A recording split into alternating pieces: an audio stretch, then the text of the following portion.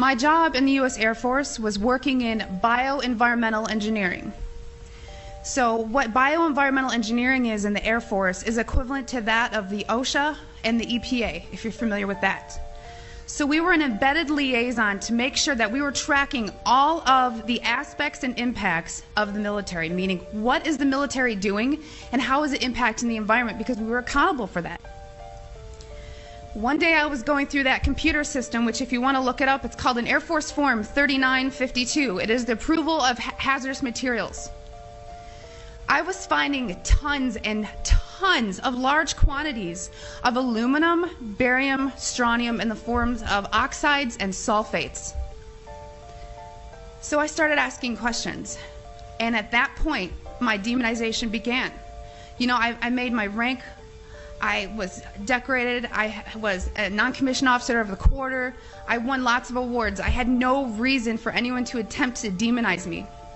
So then I get moved over to the other Air Logistics Center. There's only two in the Air Force, which is in Warner Robins, Georgia. This kind of carried with me, and I thought, you know what? Should I revisit this? Is it worth it? Did I hit something? Maybe it's need to know. I started finding the same things at Robins Air Force Base. I was now doing some more investigation work. Part of what I did was to use a high volume air sampler to air sample up to, I'd say, a football field in about 10 minutes.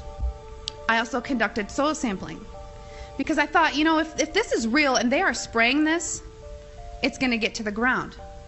So I conducted air sampling, I conducted soil sampling, and I was getting high levels of these contaminants.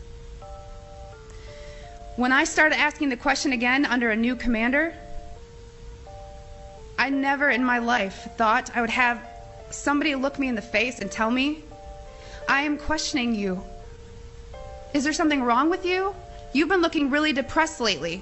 You know I can put you under a mental evaluation for up to 120 days. Who would take care of your daughter? Because I was divorced at the time. As soon as I heard that, I knew. It validated everything I ever thought. And I thought, I've spent 9 years of my life trying to protect human health, and here we are violating law after law after law. Just sitting here, instead of protecting the people, we are poisoning the people.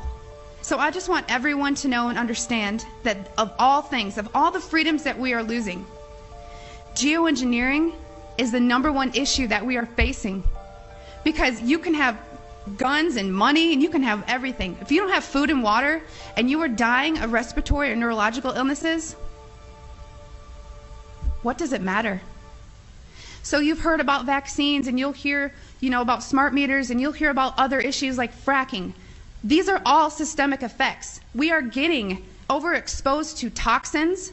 People will tell you fluoride's in the water, but it's not a lot. It is a lot because you're getting it everywhere in your food. You know, water that you drink, everything is, is washed with that water. And you're getting your vaccines. All this, it's a coupled systemic effect, and our bodies cannot metabolize these toxins. So I just want to thank you for taking the time to listen to my story, and I will continue to shout from the rooftops. I don't care how many jobs I lose. I don't care how many friends or family I lose, because I took an oath. And in 9 years, I was not able to honor that oath, but I am today.